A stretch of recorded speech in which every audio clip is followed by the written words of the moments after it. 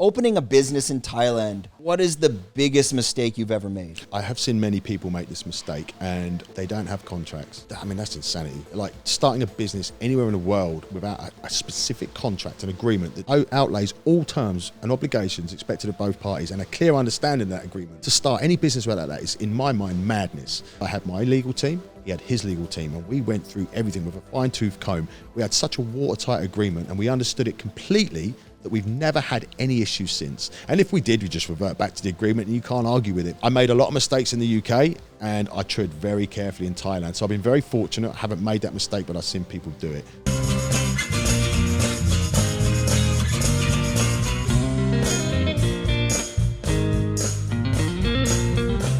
Welcome to the Fruiting Body Podcast with your host, Brendan. We're here in Phuket, Thailand. We have an absolute banger of a podcast coming up with Nick Chapman. Now, this man wears so many hats that it's a mouthful to get out that introduction. So we're going to jump right into it. Now, before we go into Nick's life and, that past life of coming to Thailand, I would like you guys to go check out the Tiger podcast. They did an excellent job really telling his backstory. Today is for anyone watching that wants to learn that entrepreneurial lifestyle living in Thailand, maybe the legalities, the do's and don'ts, the red flags, and even some of those myths. We're just going to go back and forth and probably chat a lot about our experience, so you can take a lot away from that and learn from probably your mistakes, my mistakes, and how you don't make those mistakes. So without further ado, let's get this started with Nick Chapman. Oh, thanks for joining us. Perfect. Yeah, thank you very much for having me. Really, really pleased to be here today. Now, I'll allow you to do your own introduction because that was a bit of a mouthful before we began. You were working with and have that close relationship with BKFC Thailand. Yep. Now you're the Chief Executive Advisor for MMA, and that's where I've lost the mouthful. Yeah, so got to jump on in, let the audience know on the business side, the entrepreneurial side, what are you doing exactly in Thailand?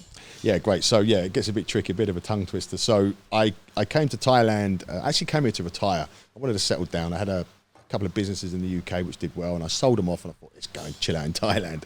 And it wasn't long before I started getting the itch. I wanted to get back into business. Business is like my first life's passion. I love it. So long story short, got into combat sports. Has always been in my life in Thailand, and I went from being a referee on one championship and then going on to being the CEO and bringing bare knuckle fighting to Thailand. Which I did for 3 years. We'd done some amazing stuff, the Borkau Sanchai event. And off the back of that, I was approached by some very influential Thais in combat sports and asked if I would help them form an association to register the sport of mixed martial arts, which is my second passion in life. And of course I said, yeah. So we're now, we formed an association. We are approved and officially registered under the SAT, the Sports Authority of Thailand. And my role is Chief Executive Advisor to the Mixed Martial Arts Sports Association of Thailand. So, would this be? What does that entail? Is that a promotion coming to Thailand, or it's kind of the governing body? Yeah, so it's officially a governing body, but we're right at the very beginning. So it was only 10 years ago MMA was banned in Thailand. Like the authorities didn't want any part of it. They felt it was an encroachment on their culture and Muay Thai specifically. But now they're seeing the power and the strength of MMA and how popular it is in Thailand with gyms like Bang Tao and Tiger Muay Thai. So they've embraced it. And so our specific role is to grow and develop the sport of MMA in Thailand. And that includes grassroots, amateurs, professionals. So we'll be bringing training camps together, visas for training MMA, and large scale events as well. What type of clients or customers would be approaching you? Is it the fighters? Is it the gyms? Is it the supplement shops? Who's approaching you? Well, I mean, everybody. So as it stands, we'll be having memberships in place for event organisers that want to run events in Thailand, and we're going to make sure that they're doing things properly and they're following certain safety protocols and things like that to protect the fighters, but also help them promote their events and give them credibility and get the support of the local authorities and the SAT, which is great for sponsorships and all of that sort of stuff. But also gyms. So we've got a lot of gyms that want to jump on board already. They'll become members under the gym membership. And we'll support them. Their fighters will get access to compete on events and access to our visas, because we now issue visas for them to train. And on those visas, they can legally fight and earn money in Thailand whilst they're here training. So it's pretty groundbreaking, yeah. Yeah, I mean, we had Chris on from M2 MMA, and you're going to be meeting up with them and being over at that event. Now it's pushed to December. That's correct. Said. Yeah. How would you guys be involved in this type of work together and collaborating or helping? Chris is a great guy. So I've had a couple of conversations with him. I absolutely love the way he approaches this industry. We need people like him because he's very much on board with the health and safety aspects, but he runs it properly. Like he's got a deep-rooted appreciation for the fighters, where they're coming from, just making sure that things are done very well. So for us as an association, I mean, he's a perfect partner because it's a very easy process for us to just check his protocols and his safety procedures and then attend the event, knowing full well he's going to do everything properly. So then he'll get full support from us. We can approach the Phuket governors on his behalf through my business partners, get them authority to run events, and then they can get sponsors to sponsor them, and they get tax benefits from being associated with us. So there's a lot of things that we can do to help and support Chris. You're helping these organizations, promotions, gyms, kind of holding their hand through the process so they're doing things the right way, essentially. Yeah, I mean, Chris is the type of guy who doesn't need hand-holding, but some people do. So we're there if they do, and we're there just to oversee and just give them credibility if they don't. So yeah. As this grows in Thailand, especially these new industries, over time, they need to be regulated. So certifications, licenses come to the table. Is that kind of what's in the works to make sure this thing is not the Wild West? Absolutely. Yeah, exactly that. So, officiated. So referees, judges, even coaching, there'll be certificates that we'll be issuing through, hopefully, an organisation called IMAF. So we'll be delivering a lot of coaching and making sure the officials know exactly how to run these events properly. Again, it's all about safety and fairness. So, yeah, that's a huge part of what we'll be doing as well. I'm a big advocate of people like Warren Buffett and Charlie Munger, and just thinking off the top of my head, Charlie Munger always said something, well, when you want your business to succeed and grow, don't think about, it's okay, don't think about how to, what are those things that are going to grow your AOV, your average order value? Actually focus first on what's going to fuck you up. Right. What are those fuck ups? For this type of Wild West of promotions in Thailand, some things that maybe would come to mind could be gambling, getting involved, dirty fight fixing, things like that. Are these the issues that you're sitting down on the table? Like, how do we avoid the bullshit before it enters the sports of MMA in Thailand? Yeah, so I guess you could look at the sport of Muay Thai, which I love. I love the sport. There's a lot of gambling that goes on in the arenas. We're obviously not going to promote that sort of thing, because it's not legal here in Thailand. We want to try and detract from that. But if they change the laws, then of course, well, we have to actually agree to a code of ethics when we come on board with the association as the committee members. So we've got certain things that we cannot and will not be involved in, obviously, because we're supposed to be on a position of trust. So gambling's one issue. I mean, that's something we'll have to keep an eye on for sure. Well, we're starting to watch. There's big smoke now that a casino's coming to Phuket. With a casino coming to Phuket, I mean that makes gambling illegal. Right. And now you open up, let's say, an arena or events. That changes the playing field. Is there anything you can share with us? You're going to have way more insight than I do. Oh, you've touched on something there. This is why I'm treading very carefully about this subject and well spotted.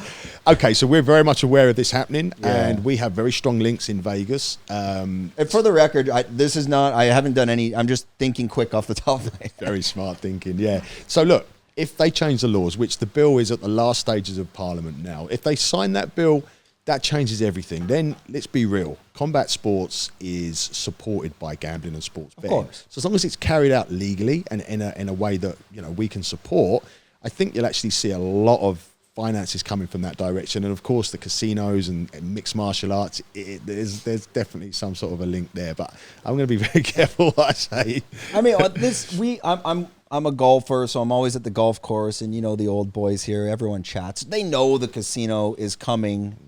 It's a question of when, and as we also know in Thailand, when could be 5 years, it can be tomorrow, it can be 20 years.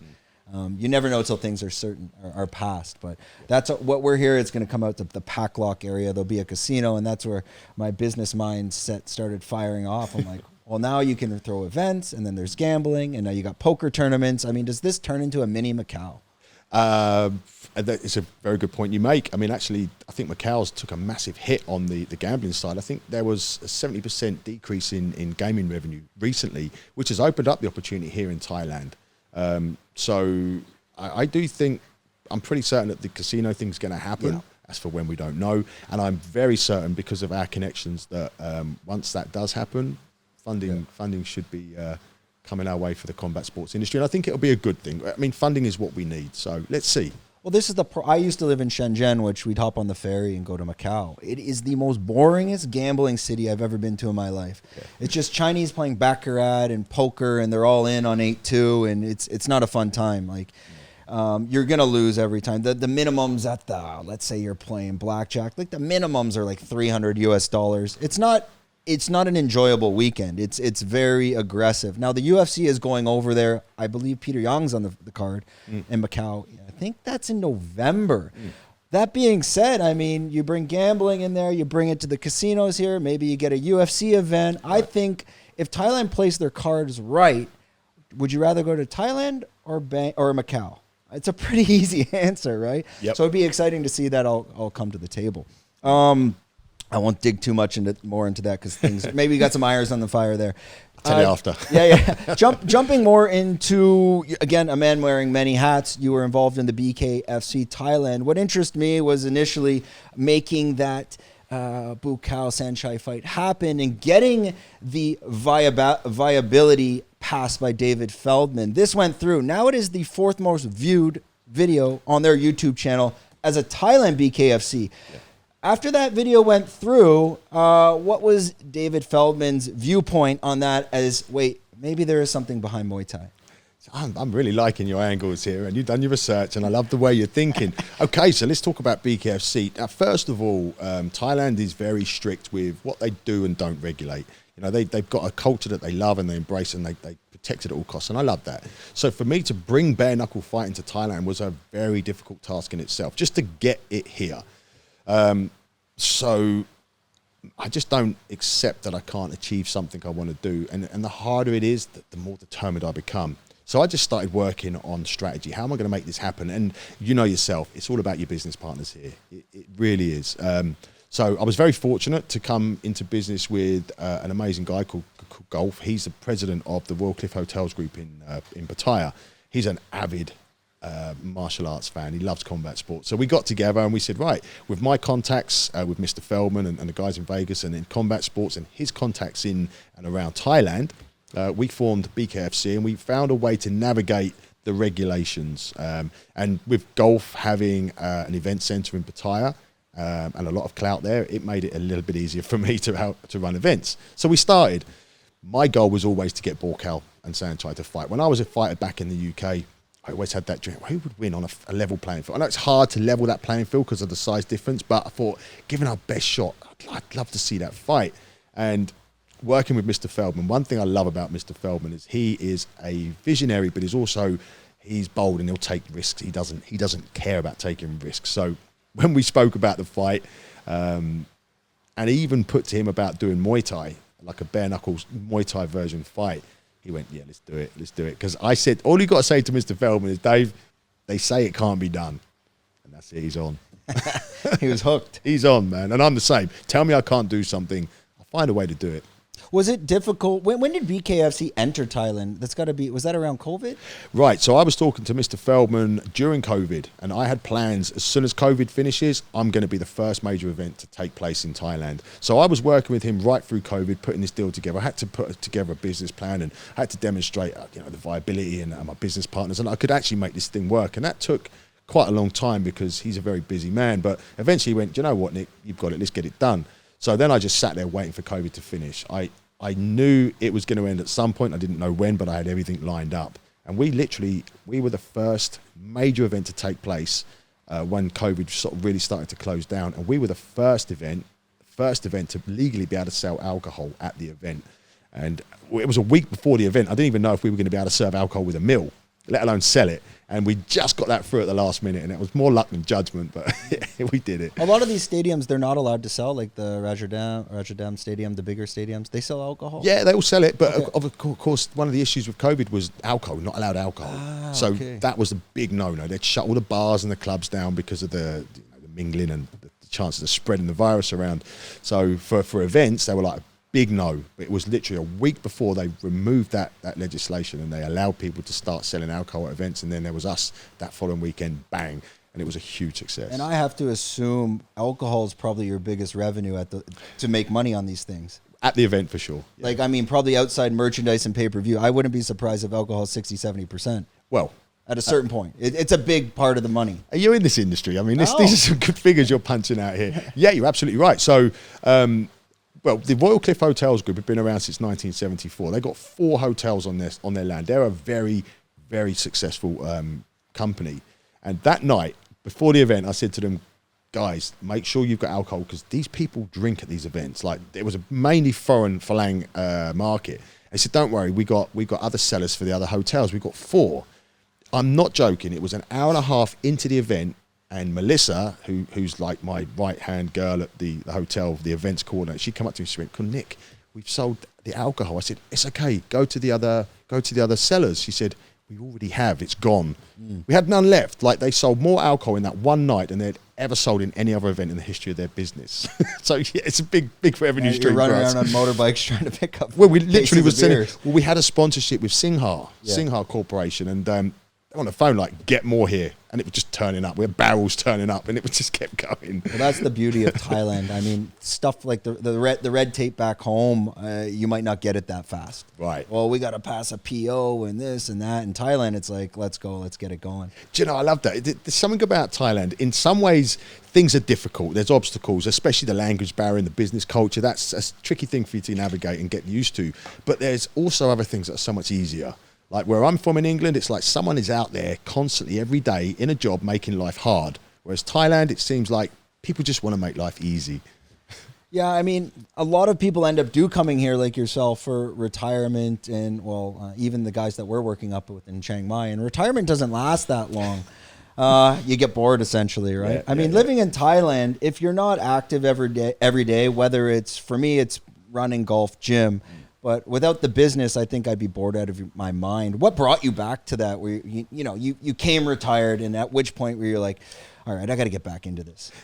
I had such a stressful life in the UK. I had a construction company, I had properties that I rented out. I had a chain of mixed martial arts gyms. There was a lot of things I was doing. And it got to a point where mainly the government and their regulations and the promises they used to make to me as a businessman and then let me down. I went, I'm done with this. So I just come here to visit a friend. I went, I'm staying. I went back, sold everything. I was at the airport with my passport, a bag, and all the money in my account. And I was like, lovely, I'm done. I want to go and sit by my pool in Thailand. Dude, it was in less than 2 weeks. I'm like, I'm getting itchy. I can't do this forever. I've got to do something. So I reached out to Fairtech, started working with them. I was working on local events because of the passion of MMA. And then it just went from there, business and yeah. Yeah, it kind of ends up snowballing. I mean, you have your supplement shops as well going on. What started first? What was the first thing to the table? The Fairtechs? Yeah, for sure. So I worked with Fairtechs. I literally just walked in off the street and said, I want a job. They give me a job on the spot. So I helped them build and develop their new MMA facility. I was there for the opening of that. That was great. So that started, and then off the back of doing stuff with Fairtechs, I got spotted by these other organisations like One Championship. They phoned me up and said, would you come and referee for us? I just like to do everything I do. I do it to my best ability. I make sure that I do it properly. If I'm going to do something, do it properly. And you stand out in Thailand if you act like that. So I get phone calls from One Championship and then the World Left Way Championships and then a couple of other events. And all of a sudden I'm officiating like world-class events. And it just went from there. Then it was BKFC. Well, actually, I left Fairtex and I went to work with a guy that was running a sports supplement shop. And it was a small store in Pattaya, and it wasn't doing particularly well. He said, Nick, just whatever, just get it moving. We're now the #1 store in the country, and as you know, we're doing distribution around Asia and around Thailand. So I took that shop from nothing to being a real big player in the industry, and then BKFC and a few other things that I'm working on with my business partner. But it's just business. I love it. It's like a game of chess to me. I love the strategy. It's a lot of hats to be wearing, a lot of moving parts. So when you wake up in the morning, what is your day? How is that structured? Are you extremely dialed in and organized? You have a lot of people surrounding you that are helping out. Can you walk us through like that level of business? Because again, someone like myself, I'm running one, I can handle that. But running multiple, that's a different story. Again, that's a fantastic question. Okay, so when I was at school, I was a terrible student, because I couldn't sit in the same place for 10 minutes. I hated being told what to do. Everything about it I hated. And I was called stupid, disruptive, I was called troublemaker, and I got expelled. I was out of school by the age of 12. But I realised all I was an entrepreneur. Like, I had everything that you needed to be successful in being an entrepreneur, but in multiple industries. So I can't just sit there and focus on one thing all day long, but what I can do is manage multiple things very easily. And you're right, delegating. I have some very good staff, and that takes time. You know, you bring staff on and they don't perform. You've got to make the decision to cut them and get someone, and just keep finding until you do. So I have a great team around me. The team I've got are amazing. I couldn't do what I do without them.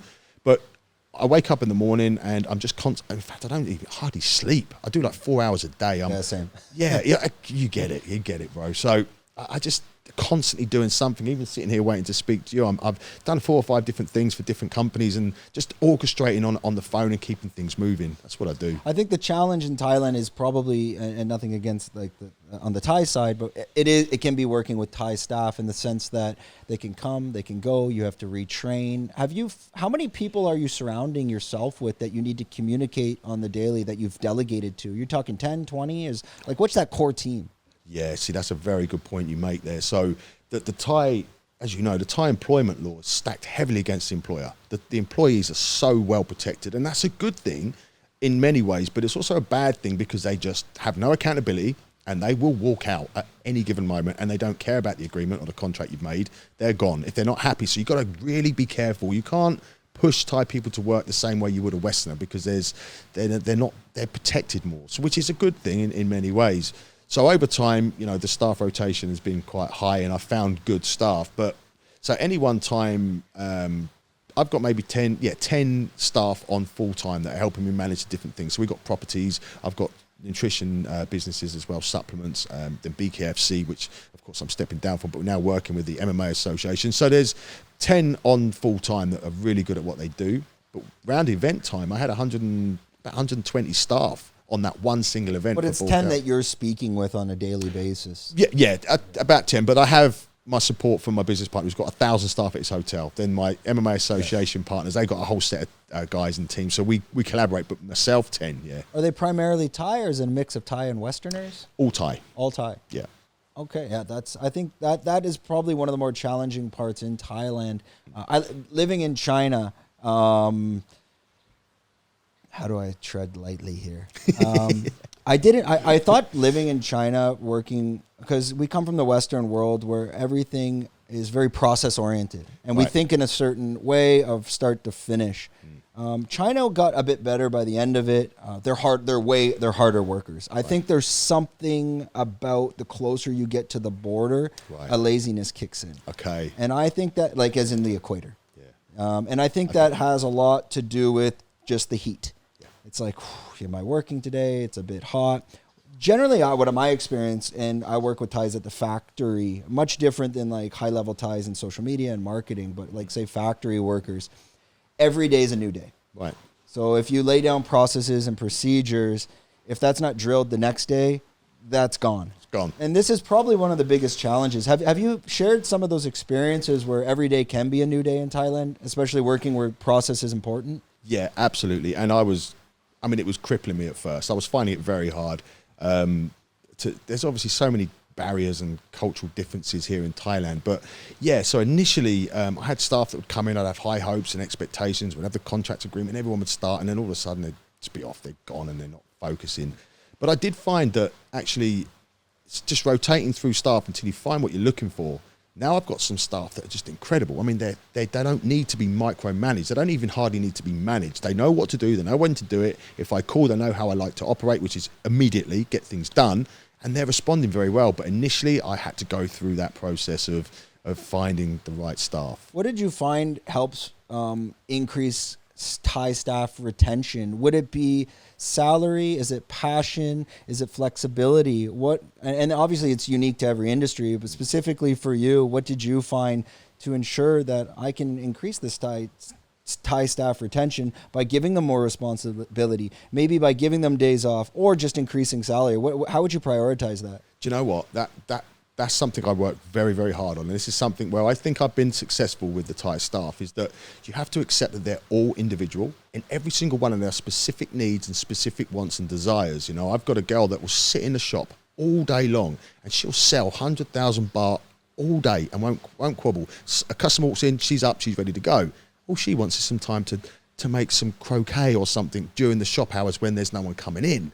And some people are saying, oh, you shouldn't let her be doing that in work hours. I'm like, if I don't let her do that in work hours, she won't be selling me 100,000 bahts worth of stock every day. And trust me, it's worth the trade-off. So I found that, it's important to relate to them on a personal level, find out what it is that motivates them. I have another girl that's just incredible. She's a manager and she wants to learn German. So when there's nothing to do, learn German. So she went away and got another job for more money but come back. So I think it's important just to try and understand that they're not machines, they're not numbers, they're people, and they all have different wants and needs. Tap into that and you've got yourself a winning formula. Yeah, that's the difference in China. They are machines. Right. I've known many, and China, the staff there, the mentality is more stability. Right. So I know engineers that we would work with at the electronics factories in China, and they would make, let's say, $3-4 grand US a month. In the US, they've been poached for 40 and they won't go. They go, well, and the Chinese on that side, probably similar to the Thais, it's also the food, the cuisine, the lifestyle. This is home. They don't want to leave. Yeah. And that's nothing against that as well. I think more where we come from, it's grim. We want to get the fuck out of there. Yeah, that's true. I understand that when you're living in these places like Thailand or China where the weather's nice, you have your food, you have your family, the family dynamic is much deeper in these countries. Yeah. I understand why they don't want to leave. Yeah. How close do you end up getting in building these relationships with your Thai staff? Does it almost become a family instead of just business? Another fantastic insight question. Yeah. I mean, look, honestly, I have staff that have been with me now 6-7 years, and I'm very close to them on almost like a family. They're like my Thai family to me now, and I respect them and I treat them right. I understand that they've got certain needs and stresses and things outside of work that I need to respect. And over time, the respect is both ways now. They really do care about me and they deliver, and I care about them and I try to be adaptable and flexible for them. So, yeah, it is have a very close relationship, more so than when I had companies in the UK. People were there to do a job, they understood that, and they go home. These guys here, yeah, much closer. Yeah, back home, that the employee and the employer, they don't really want that relationship anyways. And to be honest, you wouldn't want that relationship with them, or things can get too close. Yeah. Right, and it can become a problem. Yeah. Specifically for Thailand, opening a business in Thailand, what is the biggest mistake you've ever made? Well, in Thailand, I didn't make it, but I have seen many people make this mistake, and they don't have contracts. I mean, that's insanity. Like starting a business anywhere in the world without a specific contract, an agreement that outlays all terms and obligations expected of both parties, and a clear understanding of that agreement. To start any business without that is, in my mind, madness. I have never done it, but I've seen people do it here.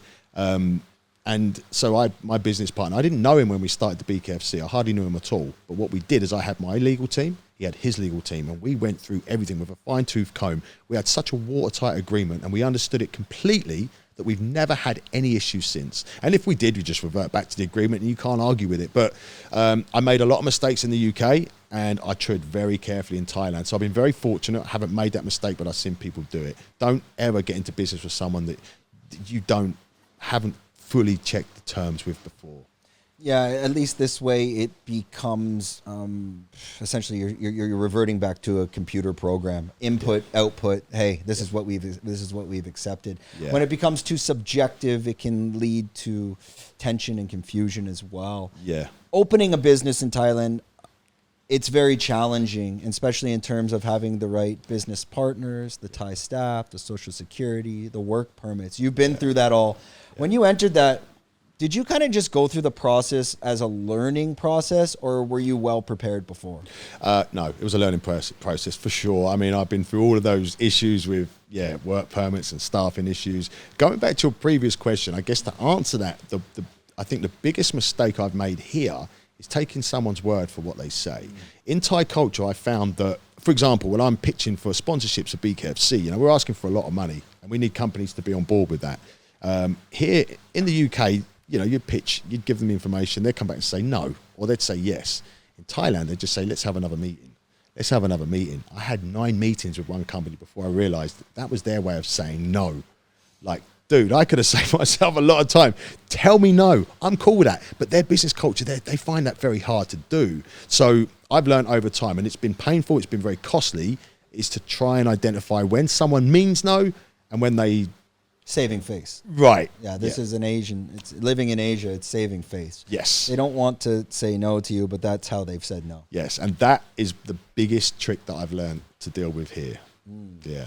Yeah, I think I've experienced that in China before, and I've had my ex-boss, then they end up snapping on the owners, let's say. And once they do that, you've destroyed the relationship. Right. Like complete. It's finished. It's there. You in the U.S. Like if you have a business partner in the U.S., Canada, UK, and you have a go, you have a beer and it's fixed. Yeah. Asia, no, it's done. Yeah. It's finished. Dude, that exactly, because I'm getting so frustrated. I'm like, why are we doing a ninth meeting for? I'm like, come on, man. But I say to my business partner, this is crazy. Why are we doing another meeting to talk about what we've already discussed 6, 7 times? He said, bro, you've got to understand this is how business is done here. I said, and what I actually did was get frustrated, and I damaged the relationships because I'm like, guys, you're wasting my time now. I've learned it's very important to treat people as people, and I very quickly forget. I'm very motivated, and I like to get things done. And I've realized that, you know, there's emotions and feelings involved in business culture in Thailand that I'm actually getting better at now. Yeah, working here, do you find things move a little bit slower? Yeah. I mean, I did a lot with BKFC in the 3 years I was the CEO. I did a lot more than people thought would ever be possible. But I could have done that in 12 months in the UK. When you take on those challenges, especially something at that level, you can see the roadmap. If you put in 4 or 5 hours a day, it could take 5 years. You have that vision of, I want to be there in 12 months. What's your workday look like to get there? Well, I sleep 4 hours a day maximum. As soon as I open my eyes, I'm on. And people actually know me in business for saying, whatever time of day they message me, they get a response in 5 minutes. I don't agree with wasting time. And it is very difficult here because it's so much slower. Like I say, what I did in 3 years, which was achieved quite a lot, I could have done in 12 months in the UK.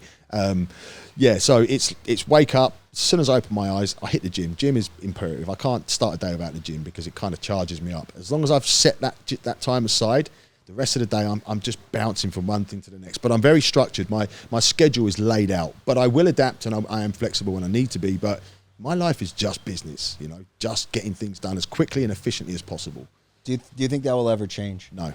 Never. No. It's fun. So I was saying the American factory owner, he came here to retire when he was 50. Yeah. He's 75 now. He retired, he said, for 3 months and to open up a whole factory. He retired longer than I did. And he won't.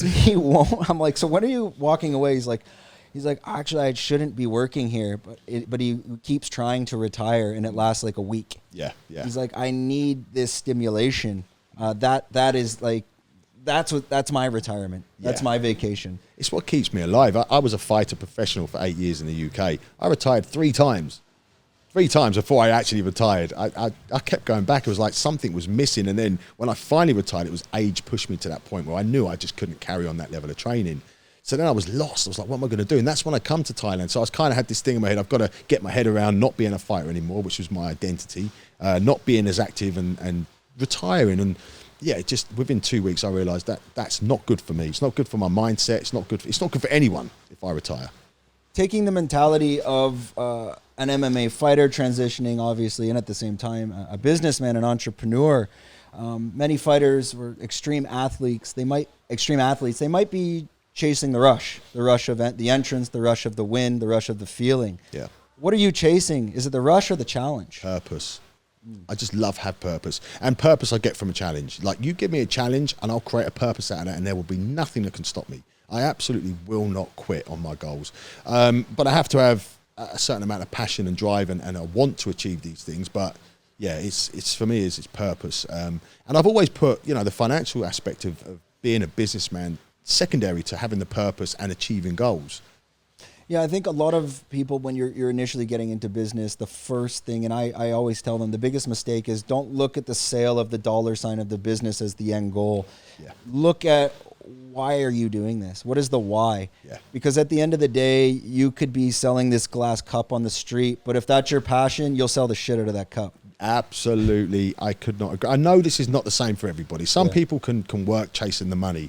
I could never, if I was a salesman, I could never sell anything I didn't believe in myself. And I've tried it, and I actually failed miserably because I didn't have it in me. So this is why I like to pursue combat sports. I've always been very passionate about property And yeah, secondary to that is actually generating the money. It's more about achievement and following a passion and having a purpose. Are you going to be taking more of the back seat into this this association? I mean, you're the face, you're in the ring, you're refereeing, you're kind of getting your elbow grease involved. Is that going to that style, that day-to-day, that experience, does that disappear as you're kind of stepping more into the administrative side? Yeah, very interesting perspective. So I'm used to being the boss. I'm used to starting something from nothing. That's what has always given me excitement, creating something that was never there before me, something different, something new, something exciting, something challenging. But now in this association, I have 10 committee members and I have some very powerful partners. Like we're talking generals in the army, special warfare units and lieutenants and people high up in the government, very, very powerful people. And all of a sudden, I'm not the big dog anymore. I'm just this little dude that is expendable. But in some ways, I'm not, because what I bring to the table, they actually appreciate and respect. But yeah, I'm having to take a different approach to things. So it's another learning curve for me. I'm used to being the big dog, and now I'm not.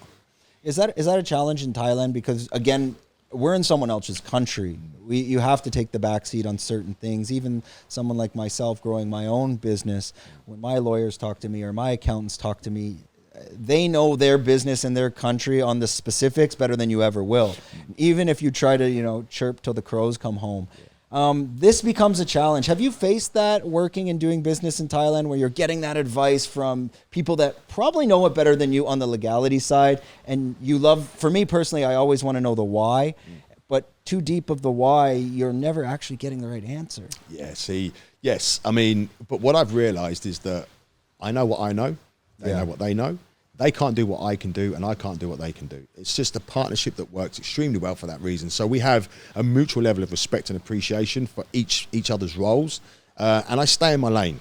Like, I'm not going to pretend that I can pull strings at the government and the SAT like these guys can, but then they can't pull strings back in Vegas or in the combat sports industry like I can. So I'm comfortable staying in my lane right now. Let's put it that way. I do have urges sometimes to want to push them and say, guys, come on, I want to do more. Can we do this? But at the moment, I'm staying in my lane, and I'm happy doing so. Yeah, because things can only move so fast because everybody's doing other things as well. Yeah, right? absolutely. So it's terms of what is priority. Yeah. So you're down here on this trip. We're having the podcast. We're going to be discussing some other stuff later. But you're traveling around the island, meeting with gyms. What else is the purpose of this business trip for you? Okay, so primarily, I'm coming here to see the guys at Bang Tao, the Hitman brothers. I just absolutely love what they're doing there. And I was talking to them earlier today about hopefully housing a national Thai team there for MMA and getting them on a world stage, competing on amateur level and building up the grassroots and amateur of MMA from a completely ground up perspective. And they're on board with that. And they're just some of the best coaches and the best gym in the world. Like, honestly, they're in the top 3 in the world. So once we get some Thais in there, training with these guys, I really think they could be competing. You're talking about bringing in like young Thai prospects. Yes. Like, maybe 13, 14, 16, like this young. Yes. And getting them before they get too set in their Muay Thai ways. Yes. Exactly. And we're talking 5 to 10 year plan of some very serious level Thai athletes in mixed martial arts. So that's one thing I was doing here. I visit Phuket King gym as well in Khartoum. A friend of mine, Tom, he's running the gym there. He's looking at opening up a supplement store there. So a little bit of business with that and getting to know that gym as well. And of course, come and see you, which is very important to us as well. And as I said to you before, I really do like the way you do business. Very impressive. I'm a bit of a bulldozer sometimes, which isn't a good thing. I'm all about that. I love the way you operate. I mean, you messaged us. You got shit done real quick, and you're ready. You're prepared for everything. It's great. So what I was saying to you as business here can be slow. I've noticed with you, like, things are happening fast. So we're getting stuff done. I'm loving it. Yeah, I kind of have this mentality. I'm working now with my business partner. He's doing the operations to open us up in Singapore. And my brain never shuts off on business, even when I'm running. And I woke up this morning and I go for a run at like 5 a.m. at the dam. And I'm like, okay, we're opening up in Singapore. I'm like, why am I not opening up in Vietnam? And then I go through the process. I'm like, why not? And I call him. I'm like, we're opening up in Singapore. How much does it cost to open up in Vietnam? He's like, $5,000. I'm like, open up the company today. He's like, why? I'm like, but why not? Love it. I'm like, you just saved like 4 months of like, what are we going to do? Wait till we open up in Singapore and then do Vietnam? There is no more proof of concept. Yeah. And he's like, well, let's open up the Philippines. I'm like, whoa. That's a whole other planet.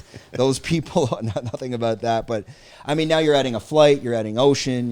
Vietnam, I can ship product right in. On land. So, yeah, we opened up a company in Vietnam this morning. Fantastic. Because I just told him. I said, why? I'm like, well, what's stopping you? He's like, well, I need an agent. I'm like, pay the agent. Yeah. I got to pay to open the company. Pay. Get it done. I'm like, what's the next step? I'm like, probably a license. He's like, yeah. I'm like, so just start the process. Beautiful. And we can help you there. And he just goes, yeah, I don't know why we're not doing that. Excellent. So I started thinking, I always think like, if it can be done today, why didn't you do it? Unless you have to prioritize and other things are in the way. I get it. So yeah, of course. I love that. And just going back to what you said, because this interests me, your brain never shuts off from business. Well, I message you and you always get back to me quick. I love that.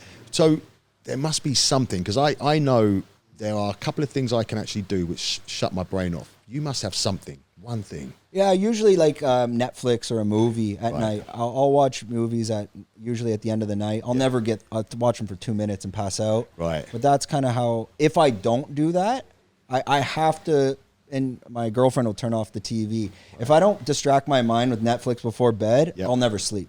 I'll just think about this thing. I'll think about work all night, and I can't get to bed. So this kind of just turns it off quick. I love that. 'Cause I can relate to that on so many levels. It's exactly how I am. I literally turn on Netflix. I don't watch what's on. I just wait till I get tired. It shuts my brain off. Yeah. Excellent. Anything else that shuts you off, or is it just the movies? That's it. I mean, well, golf. I think golf is great. I try to golf every day if I can. Right now I have golfer's elbow, the gayest injury I'm playing. I'm trying the BPC 157. I've been doing that for, I think the quality's shit. I don't know. Right. Whatever.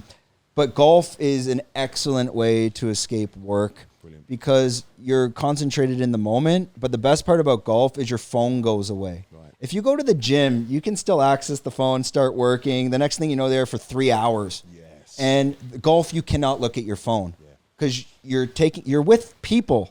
Right, you're moving, you're walking. It's hot. You're focused on the next ball. I'm focused. Okay, I see the ball there. Okay, I'm 40 yards out. I have like 20 different shots I can do. I'm a 10 handicap, so it's not. Oh wow. Yeah. Right. I'm not like. Yeah. I have so many different tools in my belt. So that's where my head's at. And then after that, I go sit down. I'm golfing with guys that are like 60 to 70. And we'll have a couple beers after, maybe 3, 4 maximum. And I'll just tell them everything I'm doing in business, because these guys are like property developers from the UK. They'll tell me I'm an idiot. They'll say that's a good idea. They'll share stories. To be honest, I can't get that information with any of other of my peers here. Most of my friends here are 50 years old or plus. And that's mostly because I can have those conversations with them. But yeah, to answer your question, golf completely shuts my brain off. It used to be surfing. Then I got fat. I probably put on 15 kg, mainly because I blew my meniscus out. Right. And now I did the PRP, so I'm getting back into running. That'll be gone in probably 4 months. But surfing was a good one too, because surfing is kind of like, I did a bit of jiu-jitsu and Muay Thai before, but these sports, like your jiu-jitsu specifically, is very comparable to surfing. Right. Because you have to be in the moment. If you're not in the moment out on the surfboard with the wave and you start thinking about business, you're going to get crushed by a wave from behind you. Yep. So you're forced to be in the moment. And that can kind of distract you from the monkey mind chatter of the business. Yeah. So much about what you just said I can relate to. And I'm loving listening to this, because you've got golf. That's your way of switching off. I've got jiu-jitsu and Muay Thai. Yeah. I can't carry my phone while I'm punching mitts or grappling. But what's really interesting, what you say, is one of my people I really admire in this country, Jason Burnworth. He was my first Brazilian Jiu-Jitsu coach in Thailand. We talk business too. So I can spend time with him before, when we was on the mats before his injury, and now just meeting him for lunch, and we're talking business. So it's like, it is a switch off, but you still get to indulge a little bit in the business side of things, because I'm guessing you're like me. If you was completely detached from the business, you'd feel a bit of anxiety. Yeah, I just can't be, like, mentally. I think a big part is I have a vision. Like, we will be the biggest mushroom company in the world in 2 years. Right. So I could be there in 5 years, and I don't want to be there in 5 years. So how do you get there in 2? You just work 18 hours a day. Love it. It's just math. Yep. So that's kind of where my mentality's at now, and my brain can't shut off. My biggest problem it's very difficult to find high-level staff in Thailand that's not a foreigner, and to be able to delegate that. Yep. And my struggle is, and it's terrible, it's no one can do it as good as me. No. And that won't work. I need to figure out, like, you know, the African proverb. If you want to go fast, go alone. If you want to go far, go with someone. Yeah. Right? Yeah. So I'm trying to figure that out now. Like, how do I bring people on to put them in positions to free up my time, so if I can do this, then this grows like that. That's a challenge. I've identified that in you, and I can see, as I said to you, from day one on that message, you've impressed me. I thought, this is a guy I definitely can do business with. And, you know, if we get this deal together, which I'm sure we will, we're going to have some large-scale distribution happening soon, and you're going to need to find some support to manage that. Well, so I brought on my operations guy, and that's the goal with him. He ran Amazon businesses. He's about 50, but he's retired, and this is the perfect candidate because I'm not even going to give his name. Someone's going to poach him off. Yeah. No. What's his name? Just have you got his number? We're really good friends, but he saw what's going on in Thailand. Like, when I launched, I'm like, I told people this idea on podcast, I'll be like the #1 mushroom supplement company in like 1 year. It happened in 4 months. Brilliant. And people are like, you'll never do it. I'm like, there's no landscape. What do you mean I won't do it? Watch me. I'm like, I'm not going to be the biggest beer salesman in Thailand. That's a different, that's delusional. Well, depends if you set your mind on it. But we're kind of copying and placing that into other regions like Singapore, Vietnam, USA, Dubai. But the idea was he will just run the operations. I'm the brand. Yep. It's kind of like I franchise it out to him. Yeah. And say, just go, you deal with all of that. Come to me with the questions. Perfect. And you run it all. And this will allow us to scale, especially in Southeast Asia. When you look at the market of the U.S., okay, so let's say mushroom supplements, it's a $30 billion global business. Probably in the U.S. could be 2, 3, maybe 4 billion, whatever. Yeah. The ceiling to hit that would require so much investment because of inventory. So that's a difficult challenge. I know the ceilings in every Southeast Asian country. Right. Maybe 2 million here, 5 million there, 3 million there. Yeah. I can hit those overnight with no competition. Right. So anyone watching this that even tried, though, you wouldn't be able to, because we've built a brand that has 2-3 years backing behind it that you couldn't. We're so far gone now. Yeah. You're ahead of the game for sure. Oh, see you. Thanks a lot. Don't Be the Dog was just on. I don't know when that podcast is out, but he's just leaving now. So on that side, it's my side is like, how do you delegate? I think one of the challenges delegating in Thailand is for me right now is the administrative stuff, the legalities, even the finances as well. Because when you bootstrap a company, I know how to manage this budget. And I don't know if I outsource that to the right people, if that would give me the right results that I need to do. At the end of the day, they could do everything you want. Here's your budget. I'd be like, throw that in the garbage. We're doing this. Yeah. Because they wouldn't understand, like, certain things have to move certain ways. That's the hardest thing in any business, isn't it? Letting go of the reins. When you built something like you have, and as we've spoke, everything I've asked for, you've got in place. Everything, the systems, the processes, scalability, marketing. And that was the one thing that I was really, really impressed with, was you actually understand that to grow and develop the brand, you have to get behind the marketing, and you have to support the distributors and the retailers to grow that. And that was something that you are on point with. But you're that good at all these different areas. You've got to start letting those reins go at some point, and that's very difficult to do. Yeah, I think the operation. So we'll have a quick fix on the operation. I'm just going to invest. So we were so lean that I could do production turnover in 2 weeks. Right. So I just cash flow just roll 2 weeks. Yeah. But the orders take time. So actually, as of this week, I said fuck it. I put like 5 million in inventory. Get it done. Yeah, and now that's 6 May. Oh, that could be 4 or 3 months of I don't need to place an order. Right. And that's time consuming. Yeah. So that's done. Yeah. The next one will be the finances of how to take the reins off that. That's where it's very challenging, especially when you're working with ad budgets and you got to play around. It's quite the challenge. It is. I mean, I've just took on a new personal assistant, and so far she's looking great. I mean, she's really on the ball, and she's great with ChatGPT. This is such a benefit for any business now. And a lot of people shy away from it. They don't want to admit that they're using it, but ChatGPT is definitely helping. So she's helping streamline the business, but I'm still like you. I'm at a point where she's with my other staff, and I'm not letting the reins go yet. I'm teaching, because the other thing as well, you could spend 3 to 6 months training this person. They're just gone. And I'm like, all of that time wasted. But so far, it's looking good. So I'm slowly releasing the reins on certain areas of the business. But it's a very difficult thing to do in Thailand. Well, it's hard when you're building a brand because like I'm the face of the creative. So now I'm going to build the personal brand, but I know the ads and what's going to work. Yeah. It's very hard to outsource or to let that go. And I don't want to say like the word, oh, I'm very humble. I believe what I'm doing right now is dog shit. Wow. Meaning, sorry, that's the wrong way to phrase it.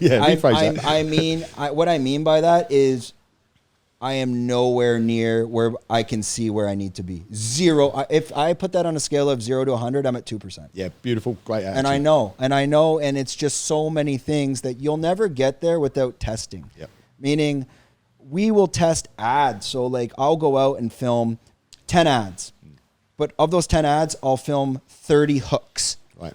You won't believe, whatever. Now I have 300 videos. Right. So I mix and match them all. I launch them on advertising. But we'll never know what's working on the meat till I see the conversions and the data. So that tells me I'm only at that phase. Right. I actually don't know how to make an ad in Thailand yet. Right. I don't know. So that's going to take at least 4 months of just testing and testing and testing.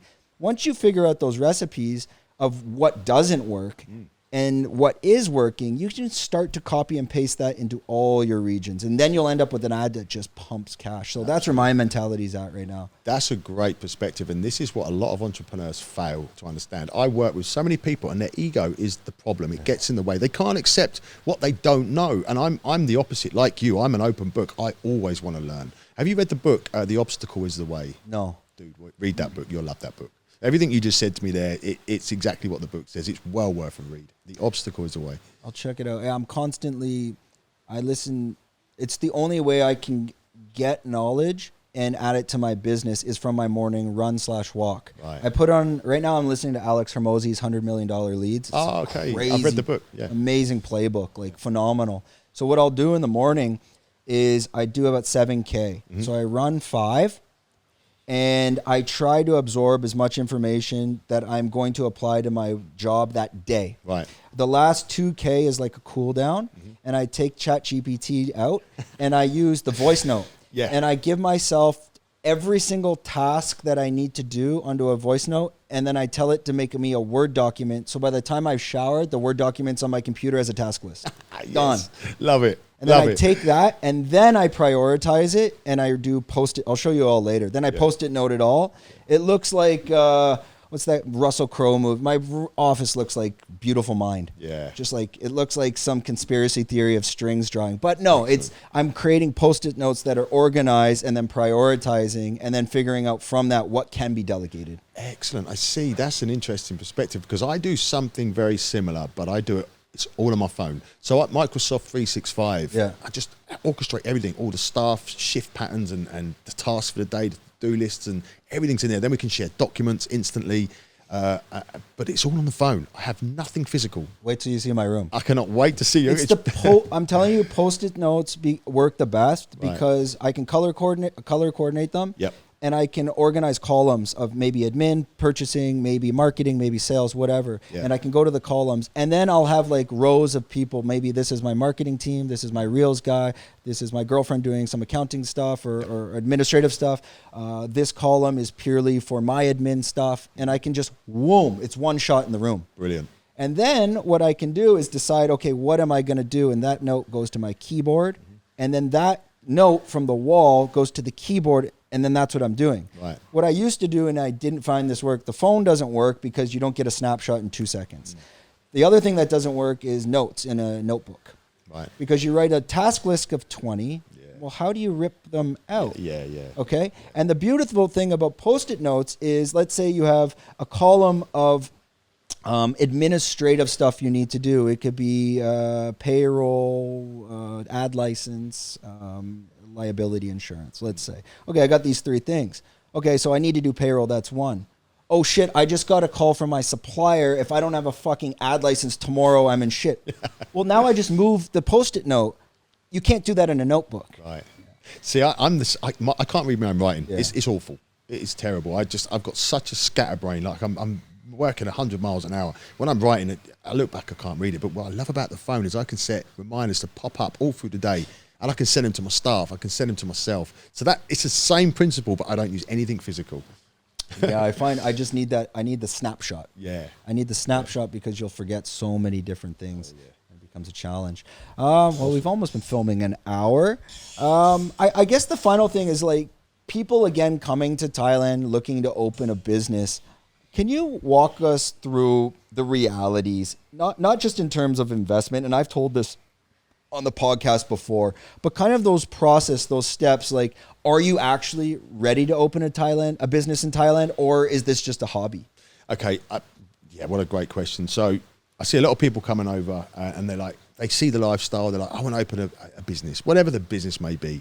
And they just haven't done enough research. They don't understand tiny little intricacies that could have an impact on the business. For example, I was talking to my friend on the way here. They were talking about opening up this like bar type thing on this beautiful viewpoint on the edge of the cliff. But there's police stop checks that happen regularly, which would cripple your market because people turn up on their motorbike, have a drink, don't want to get stopped by the police and get fined. So little things like that, if you didn't do your research, you wouldn't know. But what I'm about to say, I think, is the most important thing is you have to have a Thai business partner, as you know.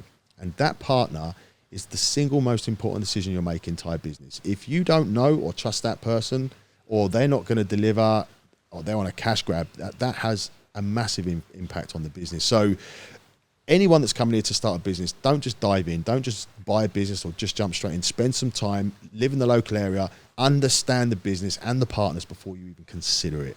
And then it's all about getting the right legal team and then making sure that both sides agree to terms and obligations, and you're confident they're going to fulfill them. Yeah, I think the whole Thai business partner is essential. Yeah. For me, just find a Thai girl that you trust. Yeah. But I mean, that quote alone I'll get destroyed in the comments. But it's true. Yeah, it's true. Yeah, you need like that as a foreigner guy here. That's your easiest path to success. If the woman you're with you trust, that's your partner, and just have a kid with her, get a house, lock yourself in Thailand.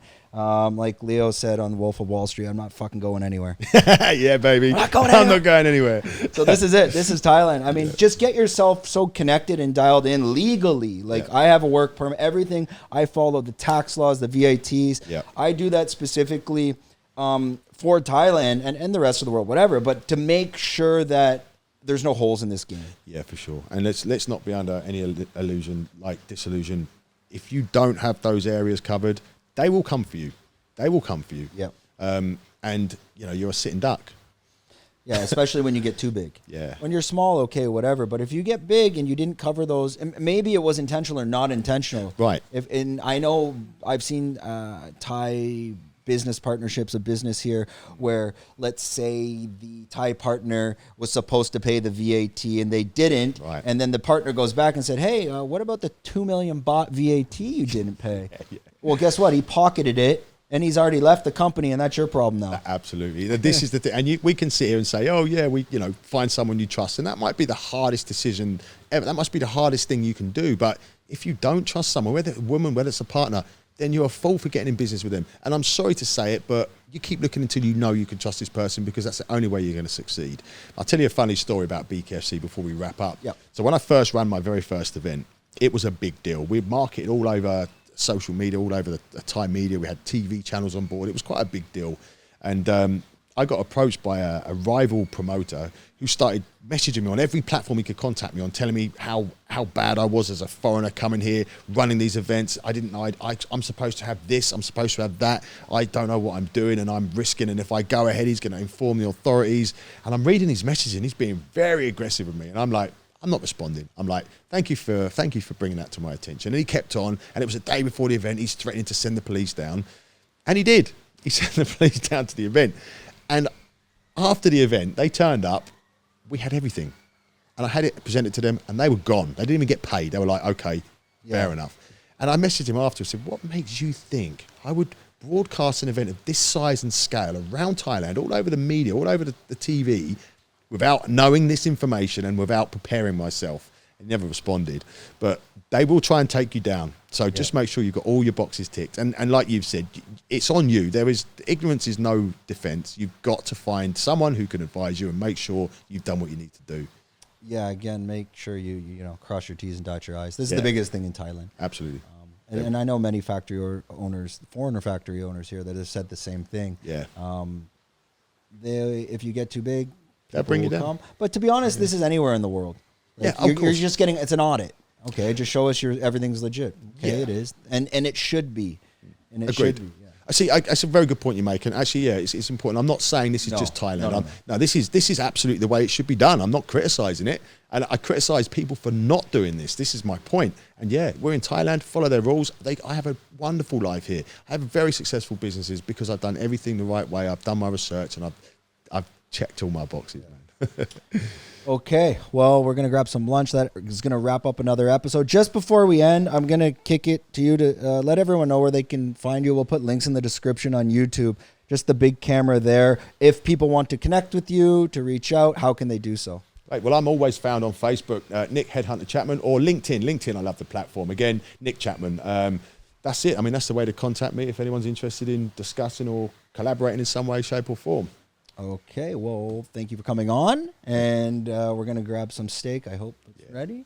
That wraps up another episode. Thanks for watching. Don't forget to like, subscribe, leave some comments, especially anything maybe business-related we can try to answer in the comments for you ruthless savages. Okay, that ends another episode. We're out.